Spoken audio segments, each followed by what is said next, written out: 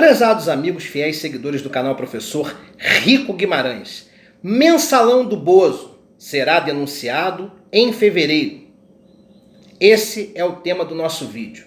Antes eu vou pedir para você que já conhece o trabalho do canal, que já deu like para que o vídeo possa ser melhor recomendado para a audiência do YouTube. Se você ainda não conhece o canal, assiste até o final e veja pela sua avaliação se ele merece um like ou não. Mas aqueles que já conhecem o canal, já são inscritos, não custa nada já antecipar o like para não se esquecerem depois, ok? Se não for inscrito no canal, se inscreva como um mecanismo de fidelização às nossas ideias e ao nosso trabalho.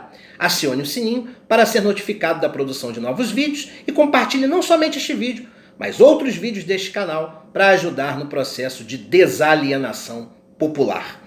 Então, gente, como eu antecipei no vídeo anterior sobre o Mensalão do Bozo, que o mensalão que envolve a figura de Jair Bolsonaro será denunciado agora, no próximo mês, o mês de fevereiro, quando o recesso parlamentar se finda. Ou seja, quando terminar o recesso parlamentar, deputados e senadores voltarão à ativa e, no retorno das suas atividades, nós teremos aí por parte de alguns que querem se vingar do governo Bolsonaro a denúncia dessa compra de parlamentares para que os mesmos pudessem votar em consonância com a agenda do governo, blindando também o governo, inclusive da ameaça de ações de impeachment.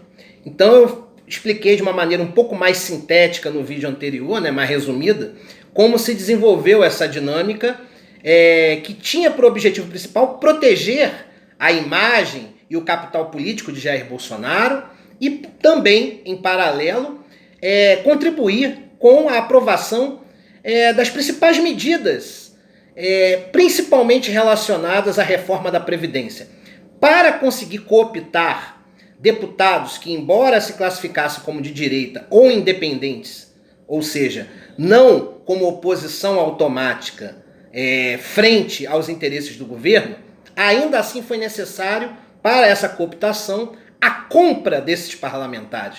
Então, deputados e senadores foram comprados para contribuir com a reforma da Previdência. E isso vai ser jogado no ventilador agora, já mês que vem, já agora no mês de fevereiro, e Bolsonaro já está se preparando para que o pior possa acontecer. Já está criando mecanismos de defesa frente a essa enxurrada de denúncias que ele vai enfrentar a partir do mês que vem. Eu já vou adiantando para vocês, tá, que este vídeo se predispõe a ser longo. Então, se você, porventura, tem pouca internet ou não tem paciência de assistir vídeos com mais de 10 minutos, tá, eu vou dar uma dica para que você possa se organizar. Assista em partes o vídeo. Assiste até onde você aguentar, depois para, da onde você parou, continua, hoje mesmo ou outro dia. Só não deixa de assistir ao vídeo integralmente, porque este vídeo aqui se predispõe a ser um dos mais importantes da história do canal, tá certo? Então, eu estou me predispondo a desenvolver um trabalho didático para detalhar os principais pontos que vão envolver as denúncias do mensalão vinculado a Jair Bolsonaro. Então, como eu me predisponho a desenvolver didaticamente o vídeo, então não vai ter problema para a sua organização, ao assistir, de interrompê-lo e voltar a assistir quando lhe for melhor conveniente. Então já vou antecipando, porque tem gente que não tem paciência e a gente tem que entender que as pessoas têm maneiras diferentes de enxergar o mundo e lidar com as coisas, né? Outra coisa também, gente, eu desenvolvo trabalho, tá, há 3 anos neste canal. E este canal tem uma confiança e credibilidade reconhecidas por aqueles que formam a sua audiência, ou seja, pelo conjunto de inscritos. Esses inscritos sabem da confiança e credibilidade emprestadas por mim ao desenvolvimento do trabalho. Então, se você duvida do que eu falar aqui, e é um direito democrático seu, duvide com respeito. Se não quiser acreditar, não acredita. Mas quem conhece o trabalho desse canal, por todos esses 3 anos, sabe que 90% das coisas que eu coloco aqui se concretizam. Então é importante você depositar confiança e credibilidade no que eu vou falar agora, tá certo? Mas fique à vontade para fazer o seu juízo de valor, né? Então, além de correr o risco de perder Sérgio Moro, porque aquela história de que Sérgio Moro implorou para continuar no governo, para mim, é história para boi dormir. Tá? Para mim, Moro não se humilhou. Moro não precisa se humilhar. Ele tem um emprego de R$23 mil num cargo no Instituto Milênio, se for demitido do governo Bolsonaro, como consultor jurídico. Ele não precisa se preocupar em ficar desempregado, ele já tem né, um emprego garantido, ele já tem um cargo separado para ele como consultor jurídico, né, no Instituto Liberal. Então não precisa ficar preocupado em ser mandado embora. Na verdade, Bolsonaro é que precisa de Moro, porque Moro inspira muito mais confiança e credibilidade aos eleitores de direita do que o próprio Bolsonaro. Então quem tem que se preocupar com a saída de Moro do governo não é o próprio Moro na condição de demitido, porque vai ficar desempregado por horas. Daqui a pouco ele já está com emprego garantido no Instituto Millennium. Na verdade, o Bolsonaro tem que se preocupar em Moro sair do seu governo, porque grande parte da credibilidade que alguns alienados de centro-direita ainda emprestam ao governo Bolsonaro vem da figura de Sérgio Moro. Então esse negócio de que Sérgio Moro se humilhou para não ser mandado embora, que o general Heleno interviu, isso aí é balela. Talvez até Bolsonaro, no momento de irascibilidade, tenha pensado em demitir Sérgio Moro, principalmente porque Sérgio Moro não vem blindando os filhos de Bolsonaro das denúncias que vem sofrendo. No caso, Carlos Bolsonaro, como mentor intelectual do assassinato de Marielle Franco, em consórcio com Rony Lessa, que também foi o executor do fato. E no caso do Flávio Bolsonaro, com a rachadinha da Alerj, né, com a continuidade das investigações em colaboração com o Ministério Público do Rio de Janeiro, né, Moro não interviu e também não tem se preocupado em tentar barrar as delações que ocorrerão aí nos próximos meses de Sérgio Cabral, do próprio Pezão e até mesmo de Eduardo Cunha, onde nessas delações ficará evidente que Flávio Bolsonaro recebeu propina em várias situações para votar de acordo com o que o governo do estado do Rio de Janeiro desejava, né, nas suas pautas.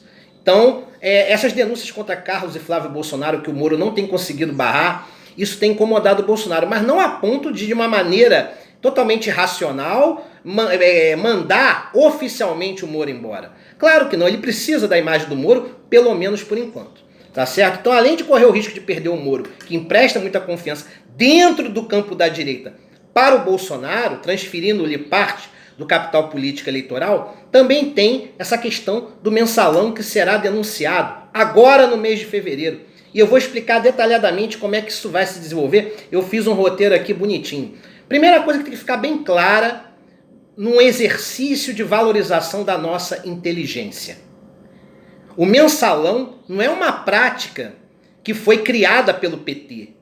Não é uma prática deletéria do ponto de vista ético que foi criada ou estruturada e mantida somente pelo PT. É ser ingênuo intelectualmente pensar assim. O PT participou do processo? Participou. Não é porque eu sou progressista que eu vou passar a mão na cabeça do PT. Mas isso faz parte da estrutura do sistema político brasileiro. Infelizmente. Tem que ficar bem claro que o mensalão é uma realidade de muitas décadas atrás. Aconteceu o mensalão, inclusive, no governo militar. Aconteceu o mensalão no governo Sarney, no governo Collor, Itamar Franco, FHC, Lula, Dilma e no próprio governo Temer. Só que a dinâmica, né, dessa compra de parlamentares para votarem em consonância com a agenda do governo, ela se desenvolveu de maneira diferente dependendo do mandatário que estava à frente do poder, né? Com o PT, houve um estilo próprio. Com o Fernando Henrique, também um outro estilo. Depois das denúncias contra o PT, no próprio governo Lula, tendo conhecimento ou não do Lula, porque muitas vezes o chefe do Poder Executivo não tem conhecimento das práticas de corrupção e de desvirtuamento de valores que ocorrem dentro do seu governo. Isso acontece. Às vezes o presidente da República dá uma carta branca, né, ou delega, né, a organização da articulação política para um determinado indivíduo, e esse indivíduo age de maneira antiética sem o conhecimento do presidente. Então eu não estou aqui nem para defender, nem para culpabilizar o Lula.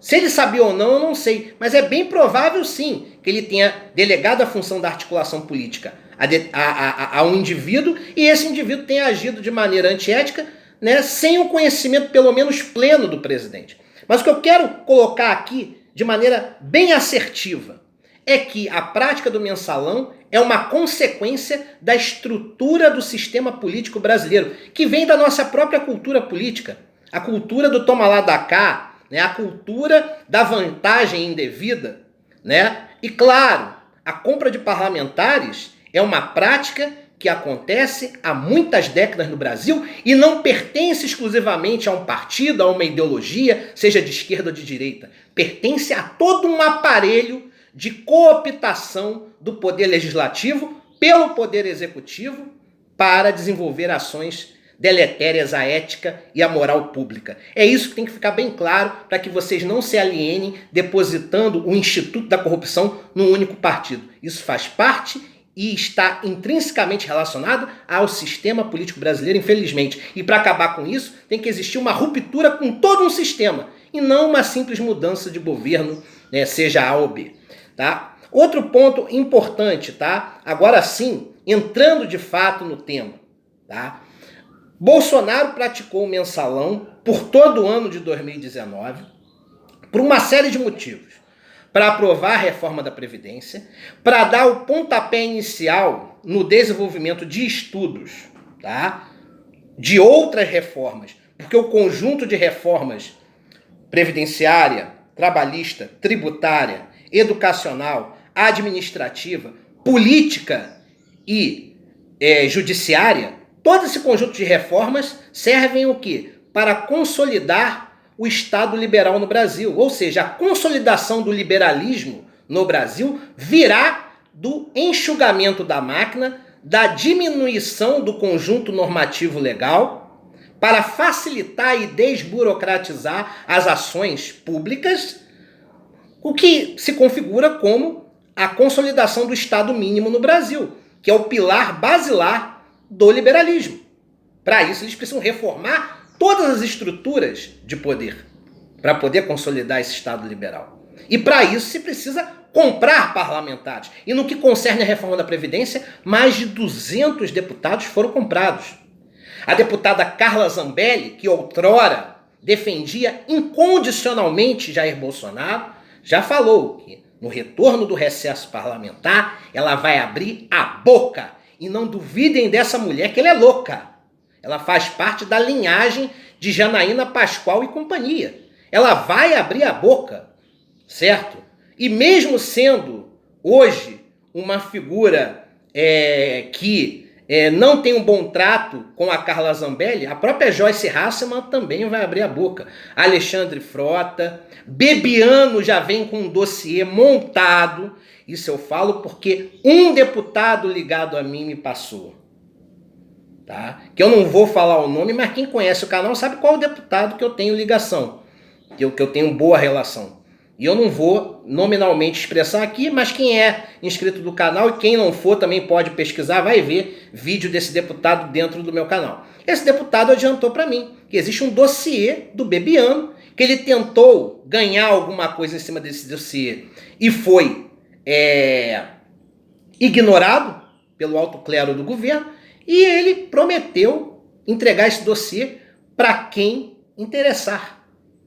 Tá certo? Então que fique bem claro, vários deputados que outrora faziam parte da base governista mudaram de lado e para se vingar de Jair Bolsonaro vão jogar a caca no ventilador. Ou melhor dizendo, num sentido um pouco mais correto da expressão, eles vão entregar a cabeça de Jair Bolsonaro de bandeja para ser execrada em praça pública. Vão denunciar os esquemas de mensalão. Não foi só mensalão para aprovar a reforma da Previdência, não. Houve mensalão para blindar Jair Bolsonaro de ações de impeachment, ações que denunciavam ataques contra o decoro. E olha que o Bolsonaro poderia ter sido denunciado várias vezes, até por correligionários, né? Por correligionários, pessoas que estavam do lado dele. Só foi denunciado pela esquerda porque interessava, certo? Então, Bolsonaro vai ter que enfrentar todo um processo de lawfare. Ou seja, vai enfrentar processos na justiça, vai ser perseguido pela grande mídia, em especial o Estadão, a Folha de São Paulo e o Grupo Globo, que tem uma série de denúncias contra Bolsonaro, inclusive em relação ao episódio da facada em Juiz de Fora, que está guardadinho em outro vídeo mais atrás, eu expliquei do que se trata. Então, gente, tem uma série de situações que envolvem a ele, Jair Bolsonaro, aos filhos e a pessoas próximas da própria assessoria, que vão ser jogados no ventilador e que a grande mídia, em consórcio com o judiciário, vão contribuir com o processo de lawfare, o mesmo processo que figuras como Lula e Dilma sofreram, tá, tempos atrás, que é um processo em que os meios de comunicação, em conjunto com o Poder Judiciário, pipocam uma série de denúncias contra o seu alvo. E Bolsonaro vai beber do veneno que alguns adversários políticos beberam no passado recente. Então, a coisa vai ficar feia. Vários deputados irão denunciar Jair Bolsonaro. E da onde que vem a credibilidade das informações? Que são deputados que vêm da estrutura bolsonarista no ano passado, que outrora apoiavam de maneira incondicional o presidente da República. E uma vez segregados, extirpados e jogados para fora da estrutura de governo, num ato de vingança, vão, com um conjunto probatório farto, entregar todas as ações deletérias, a boa ética praticadas por Bolsonaro, direta ou indiretamente. Porque em algumas situações, Bolsonaro não colocou aqueles que são delegados diretamente a ele para praticar o mensalão. Colocou pessoas terceirizadas que pudessem comprar esses deputados e senadores. Então, vai ser um arsenal de denúncias, certo? Contra Bolsonaro. E tudo isso vai acontecer dentro de um propósito, que tem que ficar bem claro. Existem interesses da esquerda, obviamente, em derrubar Bolsonaro, mas também interesses de uma parte da direita, a chamada centro-direita liberal. E agora, didaticamente, para fechar o vídeo, eu vou explicar para vocês o porquê desse desejo de iniciar um processo de desconstrução do capital político eleitoral de Jair Bolsonaro. Claro, cada grupo tem um interesse, tá? O interesse da esquerda é derrubar Bolsonaro agora, no segundo ano de mandato. Por quê? Pelo seguinte, porque pela lei, se ele sofre um processo de impeachment, ou seja, se ele sofre um impedimento legal no cargo, quem assume é o vice-presidente, o general Mourão. E já se sabe, em boca pequena, em Brasília, que Mourão não deseja assumir o mandato. Ele vai renunciar ao mandato. Ele já falou de maneira categórica isso várias vezes. E dentro do mainstream político de Brasília se sabe que Mourão não quer segurar esse rojão, ele quer viver a vida dele tranquilamente, já se arrepende de ter aceitado ser vice-presidente e está engolindo o sapo dos impropérios e das imbecilidades que Bolsonaro profere diuturnamente. Então ele já está arrependido, ele não quer de maneira alguma assumir a presidência da República. E num cenário sem Mourão, pela lei, no segundo ano, até o segundo ano, nos 2 primeiros anos de mandato, quando o presidente sofre impeachment, o vice assume. Se o vice renunciar, quem assume provisoriamente é o presidente da Câmara Federal, leia-se Rodrigo Maia. E aí o que vai acontecer? Certo? Rodrigo Maia vai assumir por 90 dias, ou seja, por 3 meses. E vai, no caso, entrar com um processo para que eleições diretas possam ser efetuadas em até 90 dias. Então, o presidente da Câmara Federal assume interinamente nesse cenário e dá entrada no processo para que eleições possam ser efetuadas em até 3 meses. E dessas eleições diretas, ou seja, através de sufrágio universal, eleições como nós conhecemos, vai ser escolhido o novo presidente da República, ou seja, via escrutínio popular. Que é isso que a esquerda quer, porque ela está mais organizada.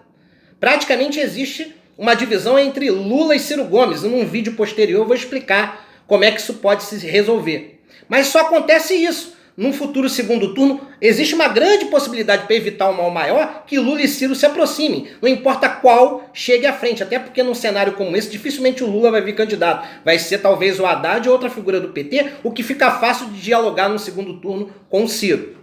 Pelo lado da direita, não, eles estão desorganizados, né? Sérgio Moro, embora tenha credibilidade de parte da direita, passando a perna em Bolsonaro, vai perder parte da sua credibilidade, né? João Dória não tem o estereótipo padrão do cara simpático e não se construiu, porque no próprio governo de São Paulo ele precisa primeiro passar pelo processo eleitoral municipal agora de 2020 para conseguir se fortalecer nos municípios do estado para depois se construir como candidato à presidência. Então não teria tempo hábil para se construir como candidato. Já a esquerda se organizaria. No outro cenário, que é o que a direita prefere, certo?